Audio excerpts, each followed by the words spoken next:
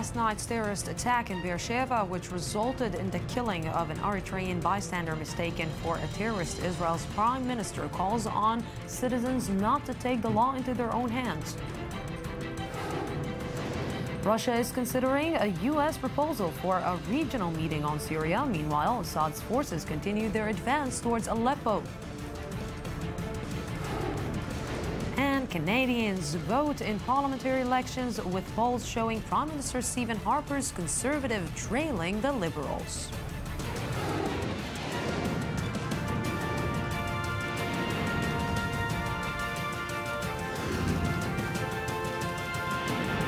The News Today with Lucy Aharish.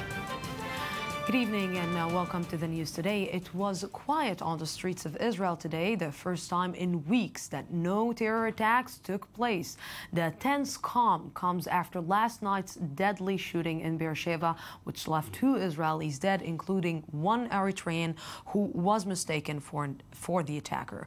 On the diplomatic front, efforts are in high gear to try to ensure that the cycle of violence is broken. Eli Ochenberg, diplomatic correspondent for the News Today, has the story.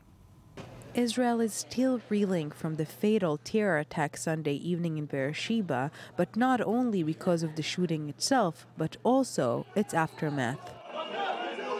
After a Bedouin gunman killed 1 soldier and wounded several others at the central bus station of the southern Israeli city, an Eritrean migrant was mistaken for a terrorist and shot by Israeli security forces before being beaten by a group of witnesses. Monday morning, he died of his injuries.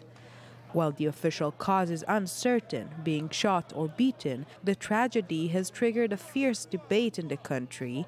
In response, Israeli authorities announced they would work to identify those involved, but it is unclear whether they could be charged or indicted. In the meantime, diplomatic efforts to end the cycle of violence are ramping up. But in my conversations with the Prime Minister, as well as with King Abdullah and the Foreign Minister of Jordan, they have expressed a desire to try to see this process be able to find a way of making certain that everybody is clear about what is happening with respect to the Temple Mount. After vehemently rejecting a French initiative to deploy international observers atop the Temple Mount in Jerusalem, Israeli Prime Minister Benjamin Netanyahu is confident the Americans will object to the proposal in the Security Council. Only 1 opposing vote is enough to foil the bid, which will be discussed this Thursday. The controversial French proposal sparked outrage in Jerusalem, which summoned France's ambassador to convey its discontent. Israel is not the problem on the Temple Mount. Israel is the solution. Jordan, too, is pushing its own ideas. According to a report by Israel's Walla website, Jerusalem rejected a Jordanian proposal to give more authority over the Temple Mount to the Muslim Waqf. The Waqf controlled the visitation rights to the holy flashpoint until the Second Intifada broke out in 2000, but following the violent uprising, control was gradually transferred to Israel. On Saturday, U.S. Secretary of State John Kerry is expected to meet Jordan's King Abdullah, this following a scheduled meeting with Netanyahu in Germany on Wednesday. While the meeting has yet to be confirmed due to the ongoing security situation, Netanyahu is expected to tell Kerry that Israel is not willing to make any concessions to the Palestinians. Instead, he will demand an end to what he views as the cause of the current chaos, Palestinian incitement. What has been going on is due to the combination of the internet and Islamic extremism. It has been Osama bin Laden meets Mark Zuckerberg, and the incitement on the social networks is the motive for these murders. Yes, and with me right now to discuss the recent maybe calm that we're experiencing here in Israel is Meir Shitrit, former Israeli finance minister and justice minister. Good evening. Thank you very much for coming. And also Amir Oren, defense and government analyst for our Arts Daily newspaper. Good evening. Amir, let's start with you. Today it was calm. We can even say relatively calm. It was calm. What were the measures or the security measures that actually made this situation happen specifically today? Or maybe this is just the silence before we're going to see a big storm coming? Who knows? Who knows? We have to wait. It's the Middle East. Right. We have to wait at least a few more days to see whether there is a trend here or just an aberration, a day of so-called operational pause between various actions and where the sides are preparing for the next move. But in any event, one has to work on the other side's willingness to execute, in this case, terror acts, and its ability. Nothing has really happened up to now to show that the willingness of disaffected youth to carry out such attacks has been changed, or that their ability to do it with makeshift knives or other weapons. Of course, last night in Beersheba was an exception, but that too has not happened. So we will have to see whether there is a new spirit, or conversely, whether the wind has gone out of the sails, whether there is no more energy left, or whether we will see the resumption of these Let me talk a little bit and try to look at the subtext. What we saw yesterday, Mr. Shitrit, is basically, if I recall and remember, the elections between Benjamin Netanyahu and Shimon Peres. And I remember that Benjamin Netanyahu said that Shimon Peres will divide Jerusalem. Exactly. What we saw yesterday, the blocks, the barriers, the physical barriers between East Jerusalem and West Jerusalem, it was the biggest irony that I saw in a long, long time, because Benjamin Netanyahu, in his candidacy, apparently is dividing Jerusalem to East and West, and Jerusalem is not united anymore. And do you think that maybe this calm that we're seeing, because of the physical barriers, maybe eventually divided Jerusalem is the solution? I believe that the decision at the beginning of 1967, after the war, to extend to Jerusalem all those neighborhoods of Arabs, it was a stupid mistake. Who needs in Jerusalem 250,000 Palestinians? It cost the state of Israel just on allowances of 1 billion shekel a year. And of course, we're paying their education, health, welfare, and everything else. And in the meantime, we're getting 250,000 Palestinians. Israelis became Israeli citizens with all the rights, of course. They can come to anywhere in Israel. That's the reason why most of the terrorists came from East Jerusalem, because they can go anywhere. There is no limitation. Yes. And the fact that now we are in this situation just show us what would happen if we would not separate ourselves from Palestinians at all, leaving them possibility to establish a Palestinian state, building their own capital in those neighborhoods in Jerusalem. In East Jerusalem as its capital? I'm not speaking about the old city. The old city is not a Palestinian problem. It is something that should be an international problem. International, between Israelis, between Jews, Christians, and Muslims. In certain, but my parents never prayed to Shafat, or to Sawiya, or to Surbacher, or to Jabal Mukhaber. They pray to Jerusalem, not to those areas. So in my opinion, if Bibi wants to save Jerusalem, he really should give it up today, not waiting until the negotiation. He said, look, you know what? I see the situation not go. If he was really with the guts, he should say to Palestinians, you know, let's change route. I'm giving you those neighborhoods. Now will be a B area, which means you take control over. Basically, bringing the keys back, giving the keys back to Mahmoud Abbas, what actually Mahmoud Abbas did in the last few days. Just a second, let's go live to Jerusalem, where our correspondent Shai Ben-Ari is standing there. Shai, you've been in Jerusalem all day. You've been trying to understand what is happening on the ground. And today, yes, we can say that finally Jerusalem is calm. How do you see it from your perspective?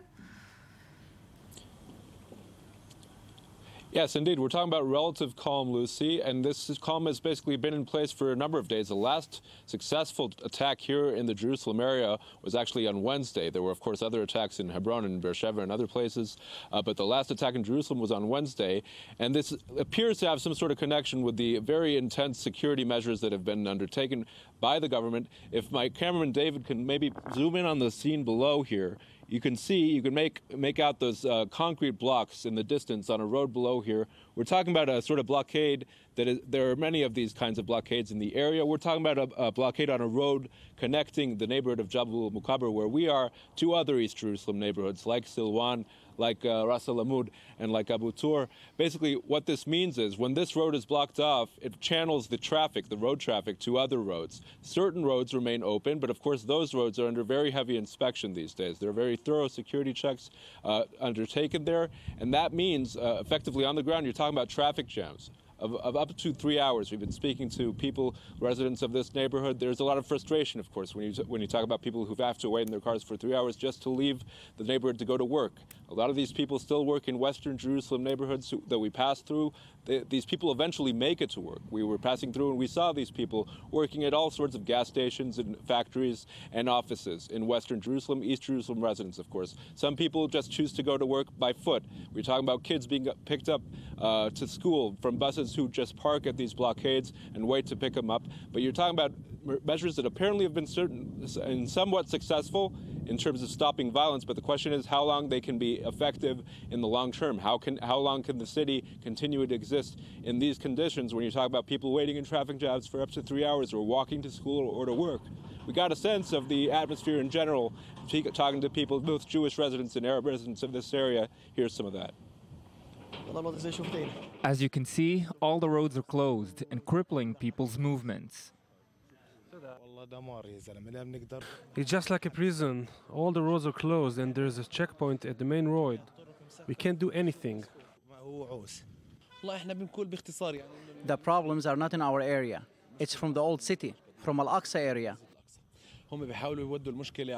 To intimidate people and caging them won't solve the problem.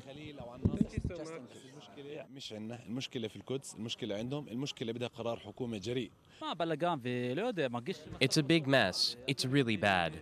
I feel like we are living in the Gaza Strip. It's not good at all, and we haven't done anything. Over the last month, Molotov cocktails are being thrown at the house behind me, 24 of them. This is why we have a fence outside this house. It all began a year ago, when they started throwing stones here on a daily basis. Sometimes it intensifies over the weekend. That's life.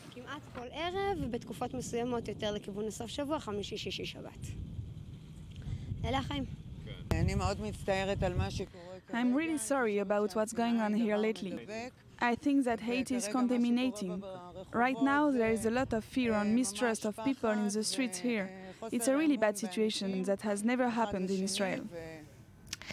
Yes, what we experienced yesterday, and you said accept, and we're hearing the voices of people, and people are worried about what is happening on the streets of Israel, but what we experienced yesterday is accept the fact that it was one step up the hill, let's say, of deteriorating even more, but it was also taken some kind of a responsibility by ISIS.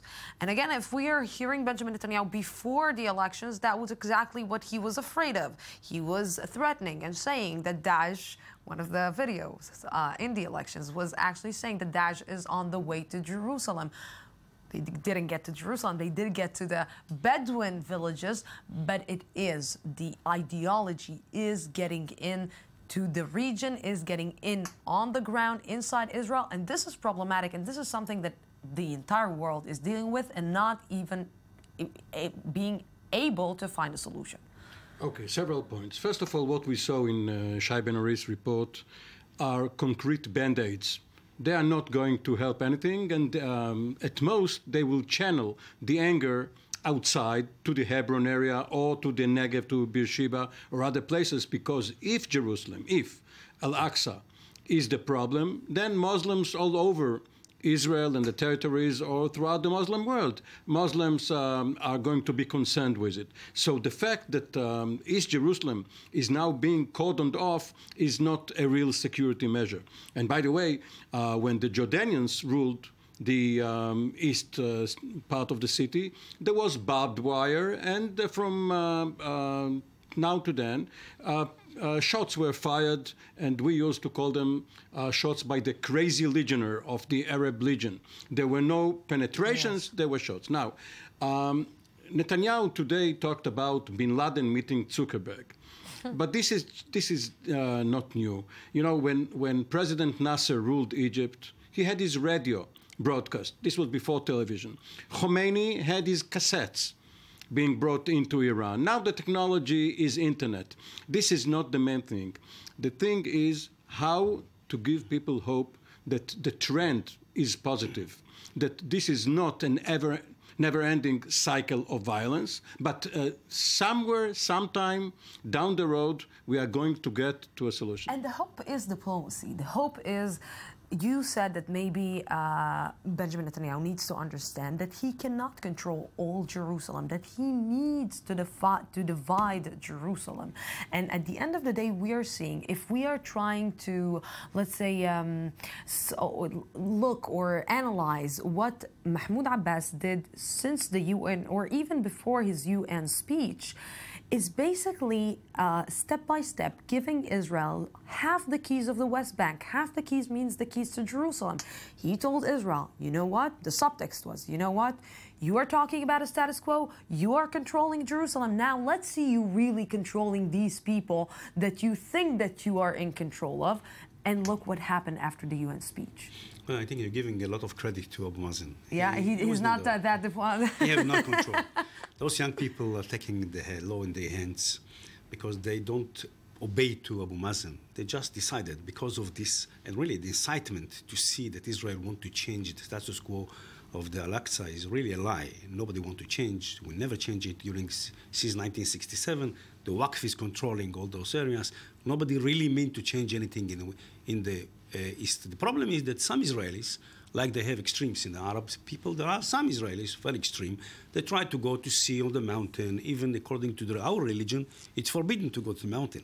But still, they don't have the power to change any status. So this lie take the ideology, take the minds of young people, which try to act. So now, Abu Mazen did a lot of mistakes. But why Benjamin Netanyahu didn't stop when Uri Ariel from the government is going to the Temple Mount, when a right-wing, an extreme right-wing rabbi is giving permission to Jewish people to go on the Temple Mount? Why Benjamin Netanyahu is not stopping it at the time? He was so panicking? I cannot explain all the acts of Mr. Netanyahu, but because he did a mistake not to stop it from advance, because just this kind of people are creating this kind of feeling in other people.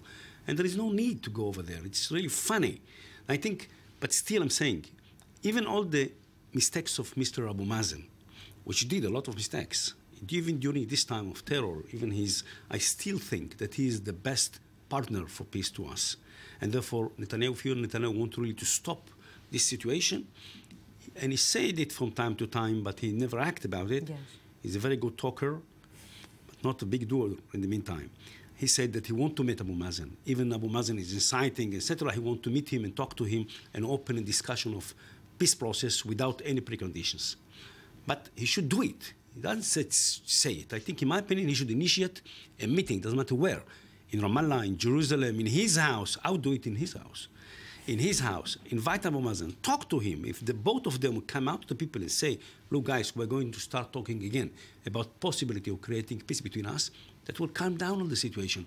All this deploying of police, and the people from the army and from Mishmar HaGvul. Army on the streets, it's very dangerous. It's make the people of Jerusalem, Jews and Arabs, very miserable. Both sides are miserable. Before, I will give you just the sentence afterward, after this piece that we're about to see. The gunman who carried out Sunday's deadly attack in Beersheba was identified as 21-year-old Arab-Israeli citizen Mohammed al-Awakbi from the Bedouin Negev town of Hurra.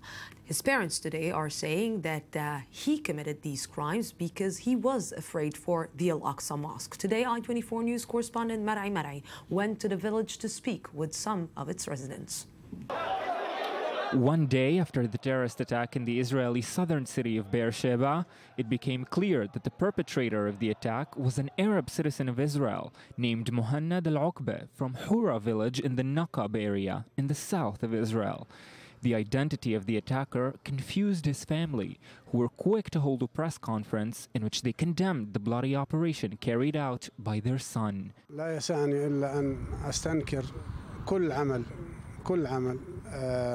We want to condemn every kind of violence and every kind of terrorism, no matter who commits it. The whole tribe is shocked by this.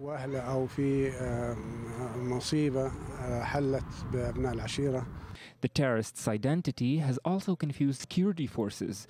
During the mayhem, they killed an Eritrean migrant by mistake.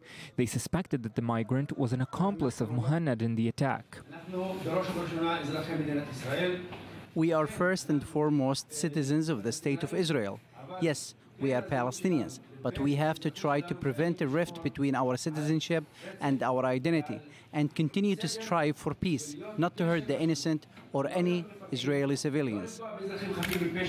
Knowing the identity of the attacker shocked the Israeli security forces, who were expecting to stop suspects from the West Bank and Gaza that might sneak into Israel to commit terrorist acts.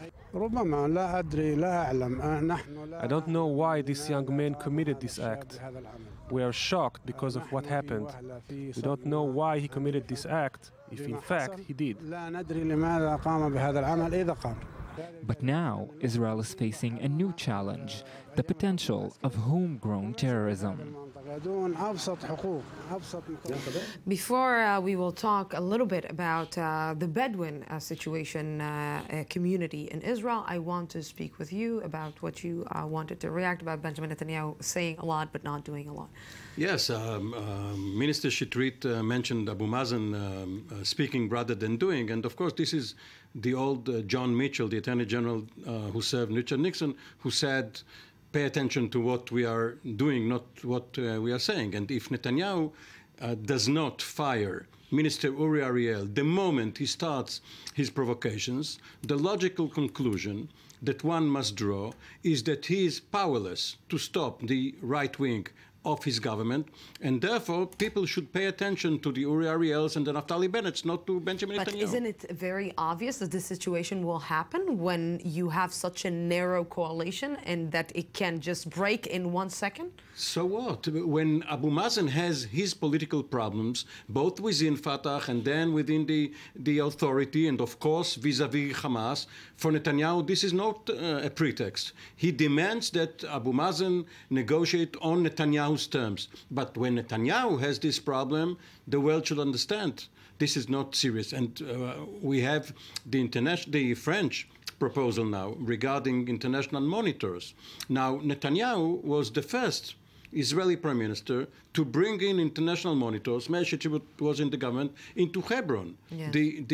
After the Hebron Agreement, we had what is called TIPA, TIPH. We have observers that they are doing nothing. They haven't stopped one terror act or one action by the Israelis, but nevertheless they are there.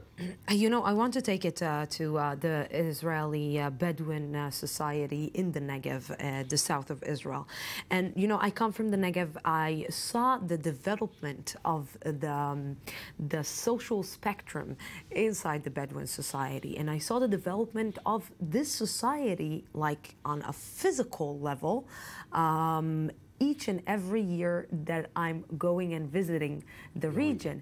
And it's growing up. And suddenly, from one small village, you're seeing another small village and another small village. It's a village inside a village inside a village, and it's becoming like this major no man's land that nobody has control on. And nobody's actually going to take control. And everybody were talking about this specific problem because it is a problem, because nobody can control them, actually. It shows you the paradox of the State of Israel, which in matter of fact shows you that there is no law in this area. Yes. The fact is that 30,000 Bedouin build their own houses on a land which not belong to them, no license, nothing, whatever they want. Everybody should say, small village, they're beginning without electricity, without water, and then they say, look, we're living without electricity and water, and the government come and give them electricity and water, and then building schools. And the poverty over there is terrible. The crime is very high. The unemployment is very high. The social problems are terrible, really. I checked it when I was the Minister of Housing. I was responsible to create a program to take care of the Bedouin in the Negev, and I did. I bring to the government a program which approved by the government, which intended within 5 years to create a situation in which those 30,000 people will live, all of them, in constant neighborhoods, constant villages or cities with all the infrastructure, with everything else. And I'm sorry to say that since I left everything was deteriorated. I established a committee of Goldberg in order to make a law that will solve the biggest problem of the Bedouin. It is the compensation about land. That's part of the problem. Without law, it cannot be solved. You know, it's amazing what Mr. Shitrit is saying, because this is exactly the ground that you can just grow terrorists from. When you have no education, when you have no infrastructure, when there is a vacuum, and when, of course, again, when there is a vacuum, you have the perfect land to just, that the extremists will get in and fill the vacuum. That's true. Even though it's more complicated, it's comparable to the favelas in Rio de Janeiro. However, there is no outside ideological incitement or inspiration in Brazil the way it is in the Negev. Now, with the Bedouins, of course, you have intermarriages with Palestinians. Yes. In this particular family, of course, one parent came from Gaza. Some of them with a few wives, 4 or 5. Right. But you also have an Israeli military unit, a battalion, composed of Bedouin soldiers, and you have a very high education rate among Bedouin women. But you know what is happening there right now? Is that these soldiers recently are afraid to get into the villages with the uniforms because they are really afraid that they will get hurt. So they're taking off their uniform before they're getting to the village. It's true, but you know, it's very odd going with one of the police commanders there to an undeclared village. He saw one of his acquaintances, a former army major, who has now settled in this village, this undeclared village. He is the sort of the muhtar, of the head of the village, and he is the one chairing the dialogue with the authorities. And this police commander asked him, are you with us, against us? Are you the establishment, anti-establishment? It's so very odd. And of course, what happened with the Eritrean citizen means these are two groups outside the mainstream of Israeli lives. The Bedouins and the migrants. We'll continue talking about that in the next... If you go back 20 years ago, most of the Bedouin were going to the army, serving in the army, working. The families were very loyal to the state of Israel. I think there is a process which had been done... But the state is not loyal to them. Which was neglected by the government of Israel, which let people from the Islamic movement from the north to come to teach in the schools. So the Bedouin, in my opinion, they incite them and go and take them to a very extreme point of view. Gentlemen, thank you very much for being with me in this part of the show. And we're going out for a small break, 2 minutes, and I'll be back.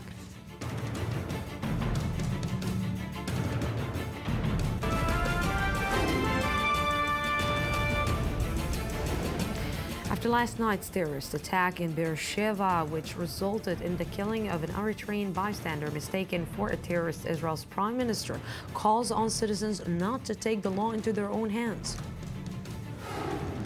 Russia is considering a U.S. proposal for a regional meeting on Syria. Meanwhile, Assad's forces continue their advance towards Aleppo. And Canadians vote in parliamentary elections, with polls showing Prime Minister Stephen Harper's Conservative trailing the Liberals.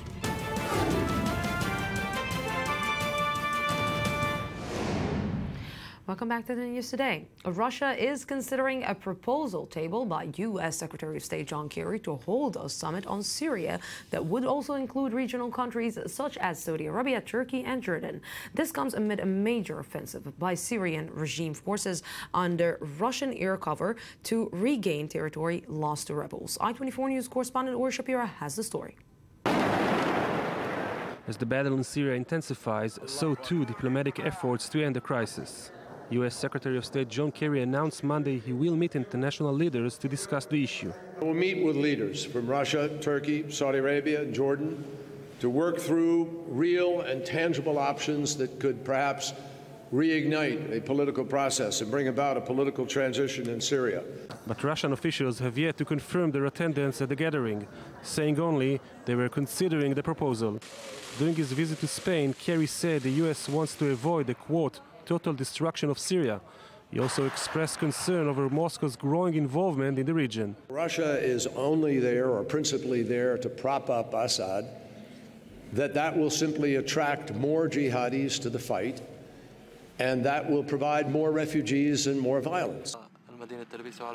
Meanwhile, Syrian regime forces, backed by Russian air power, are on the offensive. Tens of thousands of people have fled the Aleppo province as Russian warplanes have carried out 33 sorties and hit 49 targets over the last 24 hours, according to the Interfax news agency. Syrian troops, along with Iranian and Hezbollah fighters, are engaged in a massive operation to liberate Aleppo, Syria's second biggest city, which is partially controlled by the Islamic State. According to the Syrian Observatory for Human Rights, the joint force has taken control of at least 3 surrounding hills and are preparing to converge on the city. Now the question is how the best to defeat the IS, a massive battle from the air or a surgical strike. And with me right now here in the studio is Ali Waqt, Senior Middle East Analyst. Good evening. Good evening. So if you can't beat them, join them?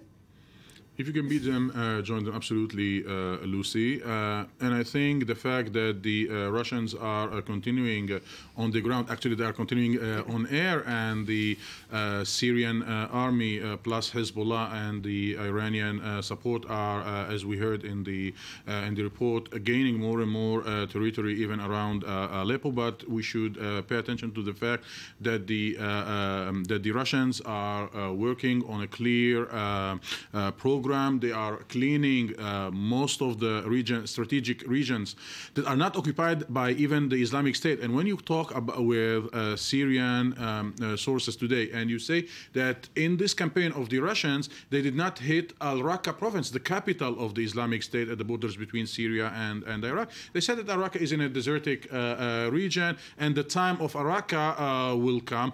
The Russians are working both on the military level, but also they are trying to eliminate the maximum opposition to President Assad. You know, I'm trying to look, and I want to take you to look at it from the military side. What is working in the Russian Air Force aid that they're giving that didn't work in the international coalition that was actually, again, attacking from the air? If you ask Russian operating there, or if you ask a Syrian official, they say that there was no real campaign against the Islamic State in Syria. Syrians and Russians also, the Russians are also hinting that there were footages and videos showing the international coalition giving munition even to some jihadist group, and it was not an absolute war, an absolute campaign against the Islamic State. Under this title of a campaign against the Islamic State, there was one important element, and it was to strengthen other groups, including the Al-Nusra Front, which is the Al-Qaeda Syrian branch, and we should not forget this. So the whole campaign that lasted for more than 1 year was really unclear, because we could not imagine that for 1 year nothing was achieved, absolutely nothing, and this raises a question. And in a couple of weeks, we are seeing the situation on the ground changing, like it did not change. It changed once at Kobane, when we saw that the international community really wanted to see the Kurds replacing the Islamic State. It succeeded, and they targeted seriously. And this is what Putin is doing. And we are seeing this coordination between boots on the ground of the Syrians and Hezbollah with the airstrikes are making a result. It is true that the results for the moment are having impact on other rebellions, on other opposition groups, but also the situation of the Islamic State is becoming, for the first time, maybe not the best in Syria. Oh, good to hear. Good to hear. Ali Waqt, thank you very much. Thank you, Lucy.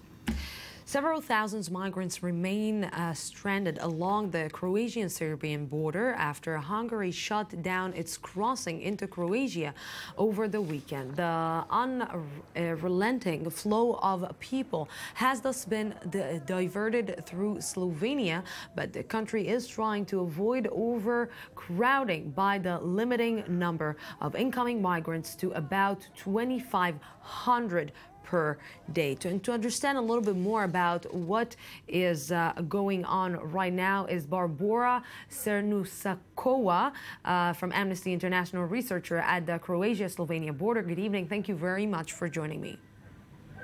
Hello, good evening. So let's try to understand, the situation of the migrants has been, let's say, a major problem for Europe all over. Some countries are trying to manage to be helpful, to find a plan, and yet we are finding and we are looking at a situation where Europe is still struggling to find a concrete plan to try and save these migrants or help these migrants from being stuck in one place? What we see in Europe is a fluid situation when some member states, such as Hungary, on the 17th of October, seal off their borders, which leads then to rediversion of the flow of refugees and migrants through other countries. And that's what we are witnessing these days on the borders between Slovenia and Croatia. Which is effectively a new bottleneck on these borders when Slovenia announces that it can only process a certain number of people per day and introduces a cap, which then creates the pressure on the border. And this is what we witnessed last night when people ended up being stranded between two border checkpoints in completely inadequate conditions, in cold, in rain, without any shelter. So, you are seeing, and the images and the footage that we are showing right now are almost unbearable to watch. Babies crying, people are crying. This is also a clash of civilizations. This is a clash between two cultures that don't understand each other. How do you see this clash between the two cultures? Somebody who's coming from the Middle East, somebody who's coming from the West or the Europe side, not being able or are being able to connect. I didn't really observe clash of civilizations. What I observed was mainly completely inadequate reception conditions, which are not necessarily to the best reputation of an European member state. And also what I witnessed was that the two member states were both avoiding responsibility for these refugees and for providing them adequate reception in these emergency situations. So I wouldn't really call this a clash of civilizations. I would call this a simple obligation to prevent humanitarian emergency, which didn't happen last night. Yes, Barbara Nusakova, thank you very, very much for this. Canadians also head to the polls today after an 11-week campaign that was until recently too close to call. But increasingly, it is looking as though Conservative Prime Minister Stephen Harper's government will be ousted or at the very least reduced to a minority. I-24 News correspondent Amos Siksik has the details.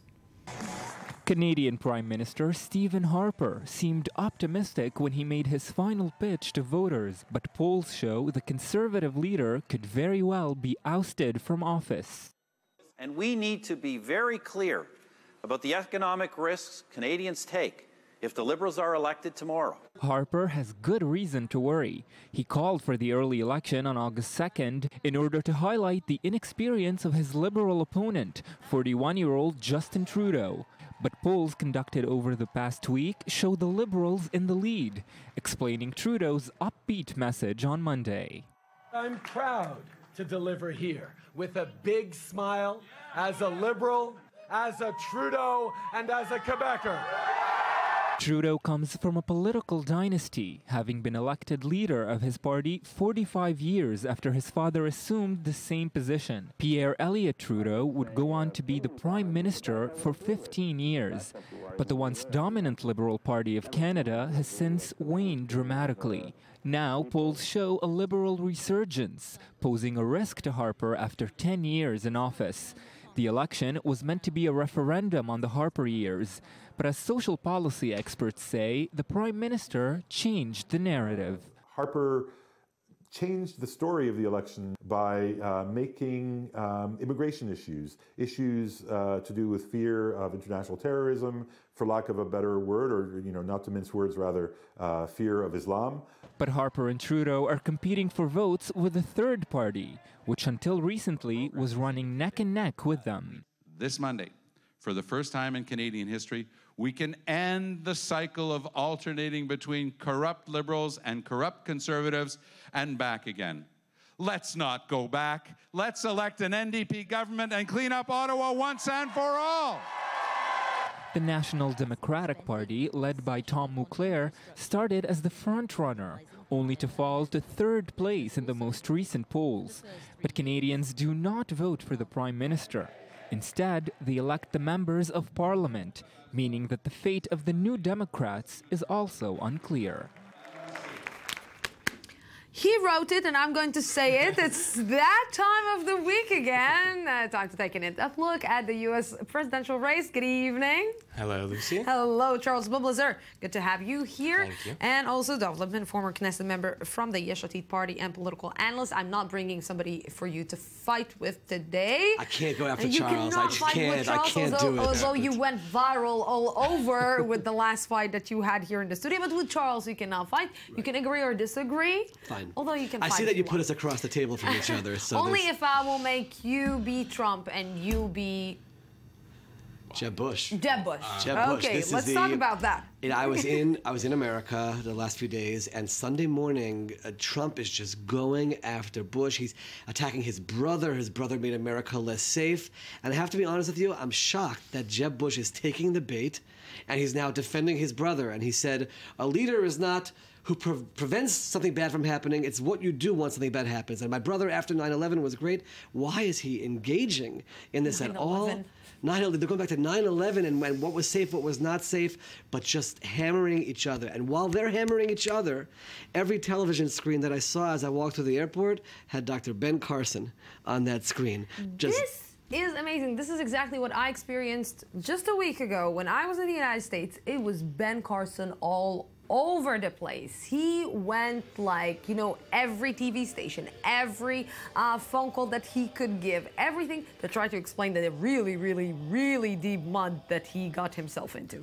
Well, I mean, it's understandable with Ben Carson. He's a personable guy. He's obviously polling second in most of the polls. This being said, Trump still is the front runner. But in terms of Carson, I really think that he's kind of stalled, to be quite honest with you, especially when you look at the primary level. Trump is so far ahead now in almost every early primary state, and in almost every swing state. Is not actually helping. Well, you know, he did make a little bit of. He has been getting a bit of airtime, Carson. But I just to touch upon what you said, Dov, I was a little bit surprised actually that Trump went after Bush because Bush has been so far out of the limelight. Why even bring him back? I mean, he was the front runner for so long, and now he's literally, I mean, his campaign has almost collapsed. I want you to say what you said when we were outside before we went to the studio. I want you to say it. Okay, I'm going on the record and saying that there has been a significant change in the Republican establishment since June, when Trump announced his candidacy. Then everyone thought he was going to fall off the radar, and as recently as after the second Republican debate, when he kind of fell back a little in the polls, people said this is the beginning of the demise of Donald Trump. Not so, according to Republican establishment figures, who now are seriously contemplating the reality, not necessarily that Trump will win, but that he is going to be there at the end. I want to cry. I want to cry because I'm sorry. I will never get an interview with Donald Trump that way.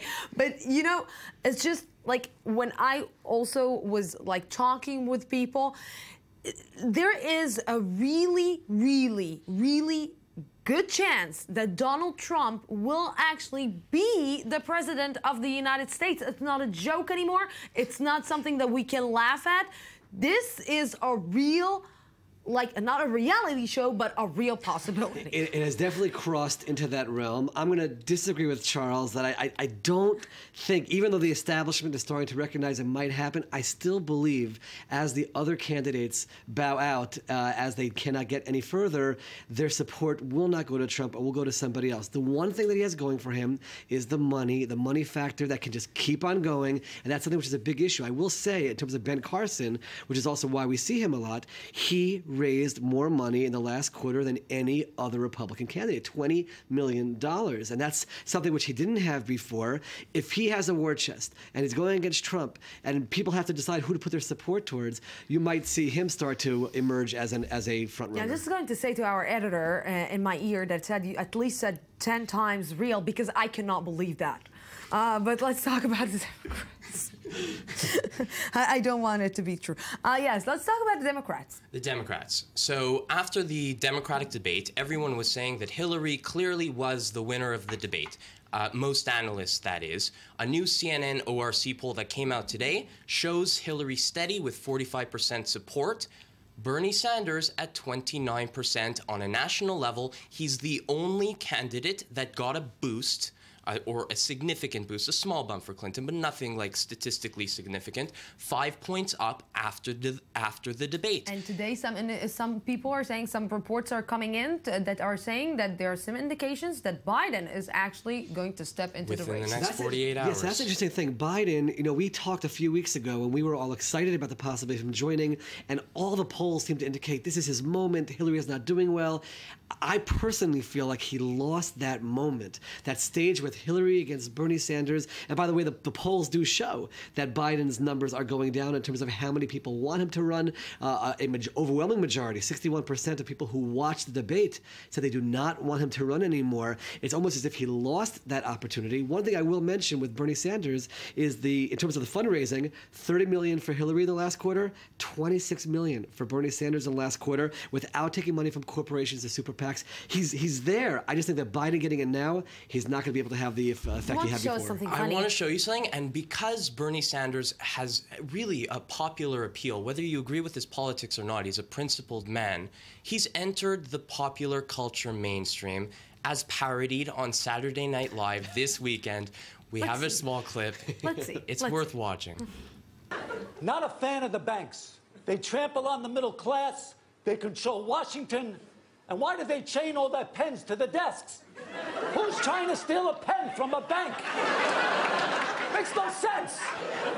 That's why you gotta break up the banks into little pieces and then flush the pieces down the toilet so you can never put the banks back together.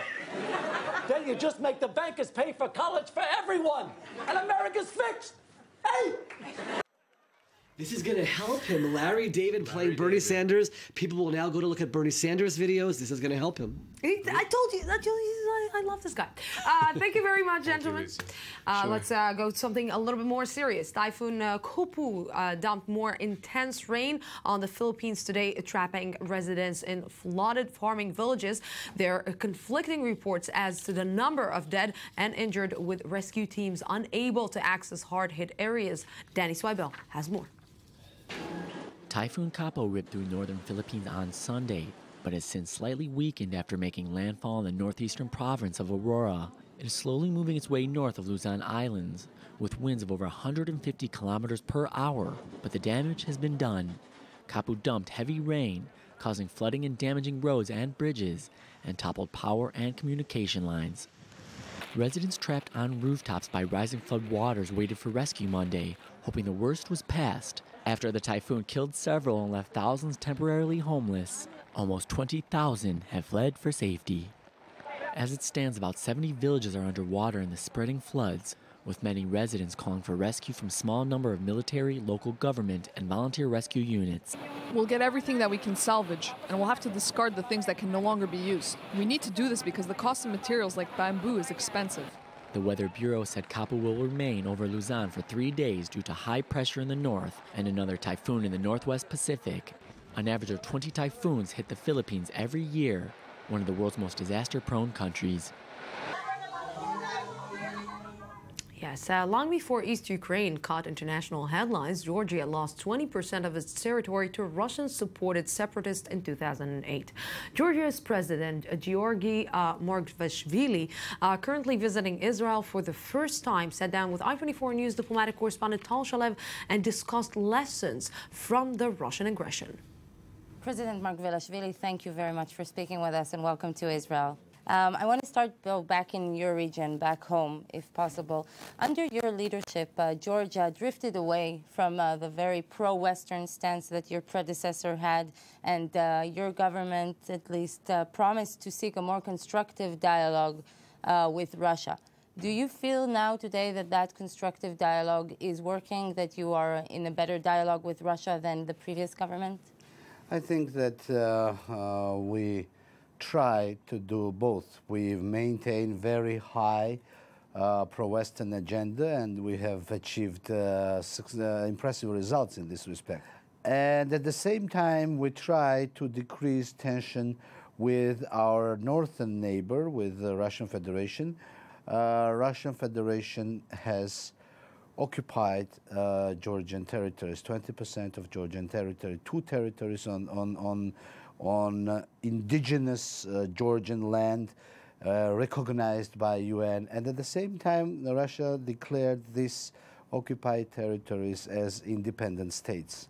So we try to do the both. We try to introduce Georgian, to take Georgian-Russian relationships into rational dialogue, to try to talk about issues, not about emotions. And though we don't still have an impressive success in this respect yet, I know that future is to rational discussion of issues among neighbors, to respect among neighbors, and to attempt to build a joint and very prosperous future. When you look at what happened to Ukraine in the past 2 years, are you concerned that a similar move could happen to you, or do you feel that you have enough Western support to stand up to these kinds of phenomena of Russian aggression? What happened to Ukraine into the last 2 years actually is what happened to Georgia in 2008. It is what has been happening on Georgian soil for many years, because this hybrid war that we have seen in Ukraine has been happening in Georgia in 90s. And unfortunately, our Russian neighbors were involved in these activities. In 2008, Russian regular military forces have occupied part of my territory. We feel that we are strong in our principles and in our dedication to keep our country safe and united. And of course, we mainly depend on ourselves, on our dedication. Let me tell you that we have been living in this place for the last 3,000 years. And we've maintained our statehoods with very big empires that were fighting in these territories. So we have experience of defending our land for 3,000 years and creating and keeping statehood strong. So we depend on ourselves, and of course we depend on our allies, and we believe that our allies should be standing strong together with us. We'll move to Israel, and you mentioned the 2008 war. Relations between Georgia and Israel were very good, but there was a crisis following in the relations following the Israeli decision in 2008 to halt some of the arms sales to Georgia. Do you feel today that the relationship is back on track? I don't feel, I believe, and I am sure that there is simply, it is impossible to complicate Georgian-Israeli relationships. First of all, because these relationships cannot be built on 1 year or 2 years or decades. Georgia, I told you, we are a nation that has kept its statehood and kept its identity in a very complicated area for 3,000 years. 2,600 years of these 3,000 years have been Georgia was developing together with the Jewish community in Georgia. So imagine, out of 3,000 years that we have been building our statehood, for 2,600 years we've been building this statehood together with our Jewish community living in Georgia, and this was the most peaceful and harmonious collaboration and partnership for building and maintaining a nation in a very complicated environment. So having 2,600 years of friendship cannot be undermined by us or politicians or by some complications. So I don't see any complications between our nations. Georgia, as well as Israel, is a small country with very dedicated population in a very complicated neighborhoods. And sticking to same principles, being faithful to the same goals, being understanding each other's role and each other's support is really crucial. And unfortunately, here in Israel, in the past few years, we have heard various scandals, we might say corruption scandals, that involved both Israeli officials that have been accused or have been indicted in Georgia. And many times here in Israel, people say that this is political persecution per se, and this is not actually justice. This has been the response. How do you react to that? This is an issue where Georgia is trying to develop an approach of the rule of law to all of officials, whether they be of the previous government or be of this government. We have to have a very firm stand on this issue. If a person has committed any kind of criminal act, no matter be that person previous politician or current politician, any person is liable to, is entitled to questioning. No Israeli official, to my knowledge, has ever been accused in those kind of, and this is totally internal Georgian issue, and no one has been accused. Maybe there were some questions for as a testimony, but of course we never considered even those. That in those cases there be some kind of complications on the state-to-state level. Okay, so good luck, and thank you very much, President Margvelashvili. Have a good visit. Thanks. Thank you very much. Yes, and now we're going out.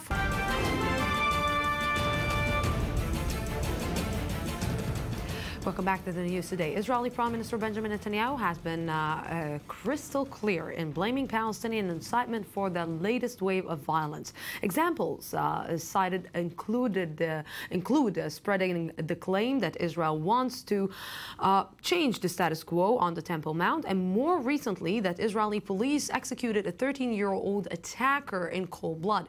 In the next segment, we examine the role that official and social media are playing in fueling extremism on both sides of the conflict. And joining me right now here in the studio is Dr. Hani Zubaydah, political science, Israel Valley Academic College. Good evening. Thank you very much for joining me.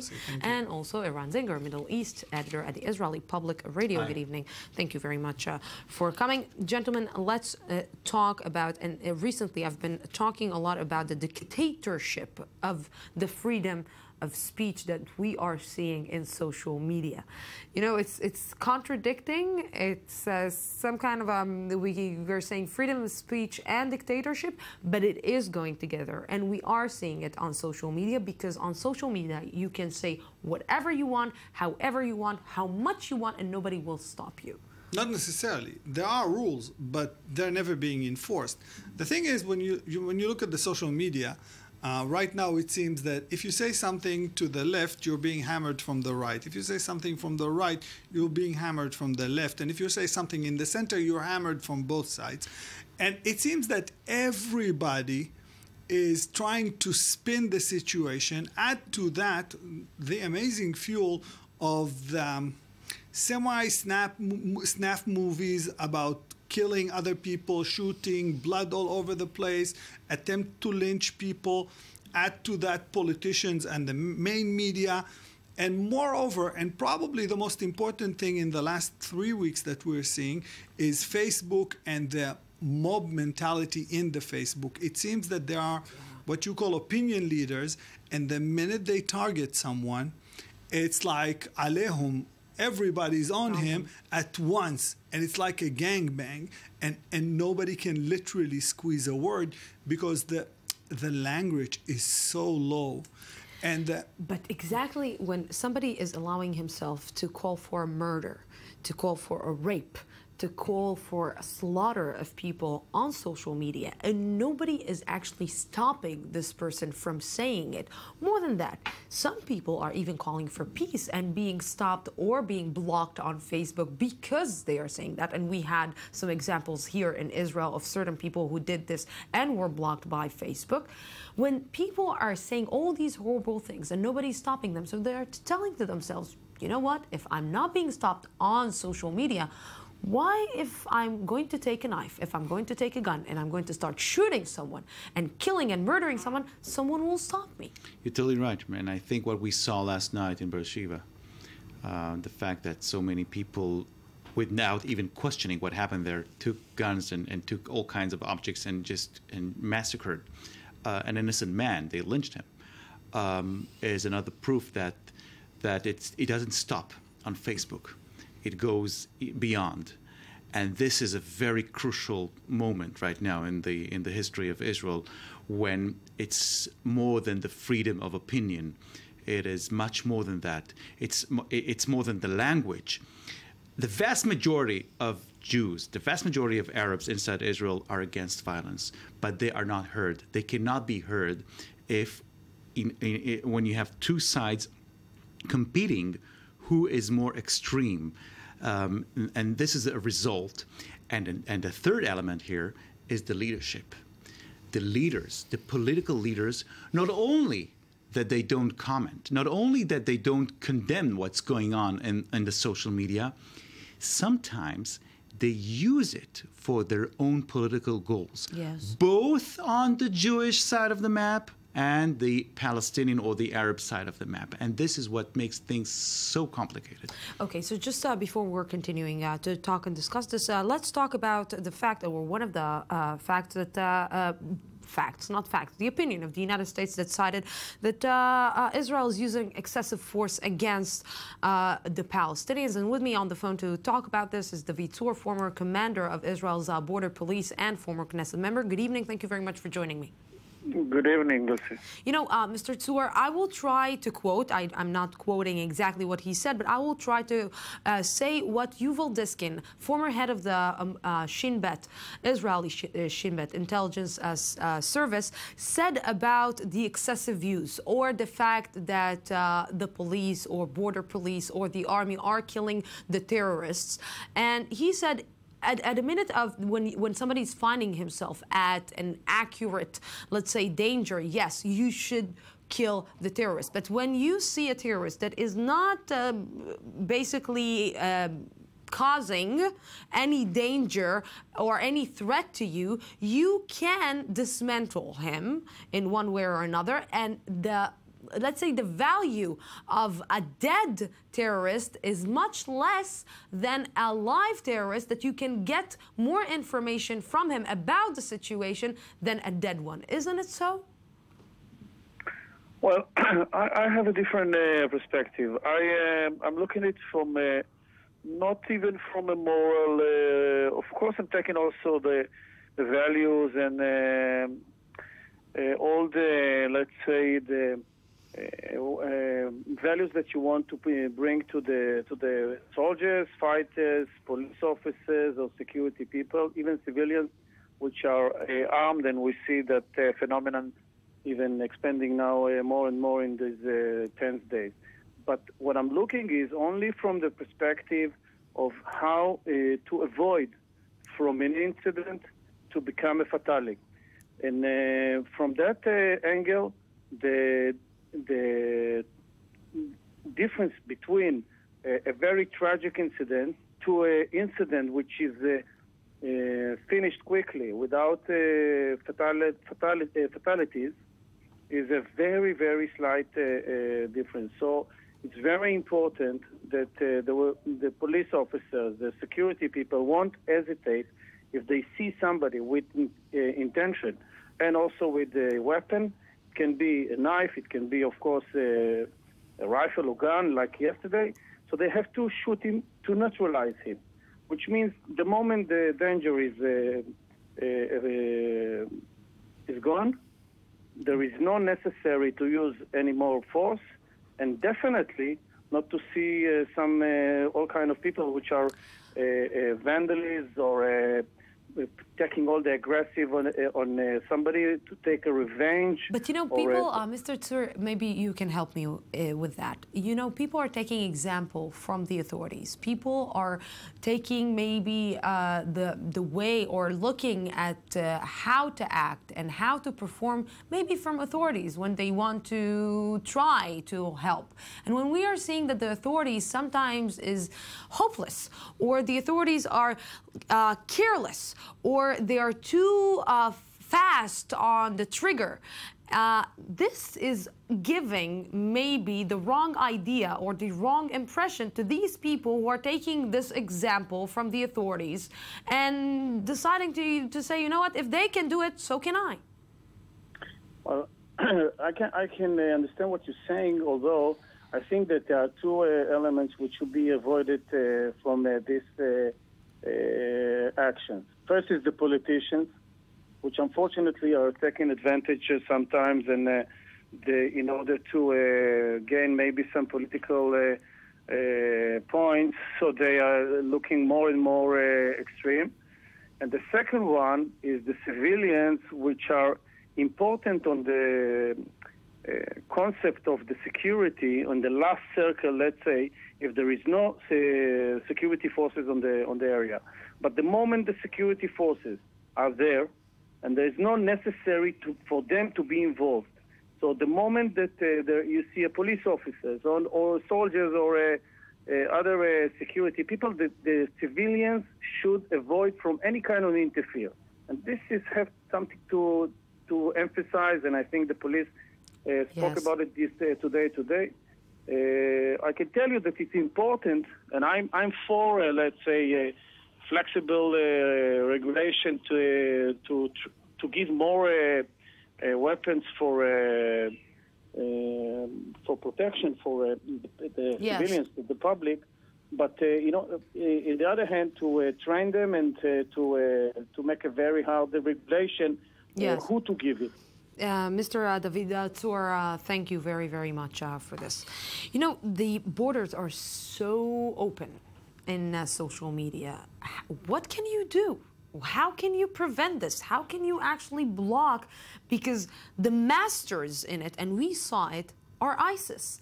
ISIS are masters in handling and manipulating all the situation in social media. Well, look, it started back in the era of the PLO when they hijacked the Munich athletes and the plane, and they understood that really the battleground is not... 1972. Yeah, the battleground is not what we're talking about. It's not literally on the streets. The battleground is the public opinion.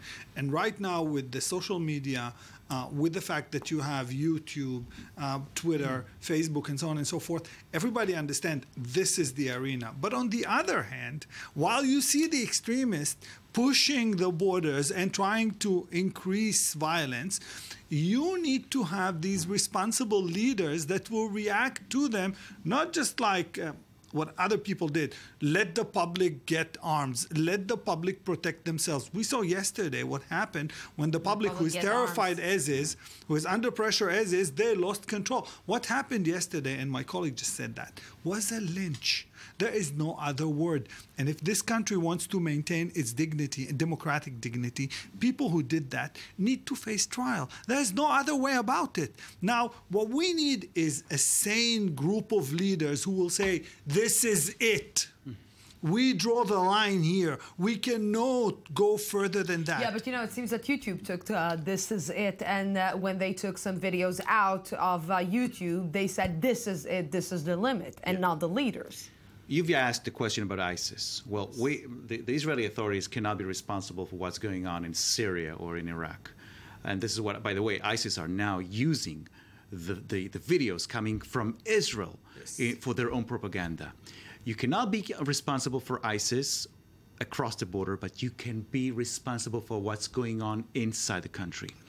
People have been taking pictures of all these terrorist attacks, not only pictures of terrorists taking knives, but of policemen and soldiers taking over the terrorists, sometimes killing them or injuring them.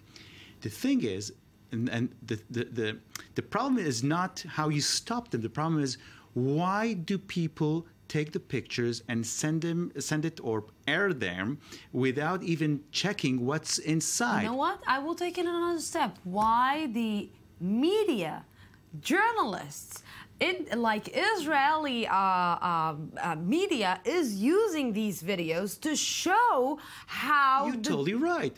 Because even if we have videos saying and proving that a terrorist was responsible for an attack, someone on the other side will use it for its own propaganda to show that a Palestinian innocent was slaughtered by an Israeli soldier.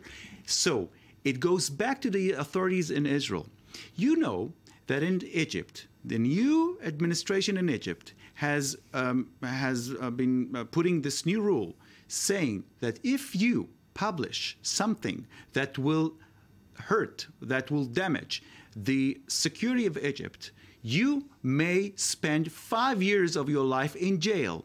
The same thing should be used here. Once you misuse the information that you gathered, that eventually will be benefit for or will help the other side in their own propaganda against Israel, I think that this is the responsibility of the State of Israel to say, hey, stop, don't take pictures of what's going on. And if you do take pictures, don't send it to your friends. Well, there's something here that has to be said. People became literally blind to pain, literally blind to blood. The chaos on Facebook and on Twitter is just translated to the streets. There's a word for it, by the way. In Arabic, it's dashana. In English, it's ISISation. ISISation. Yes. Oh, I'll remember that.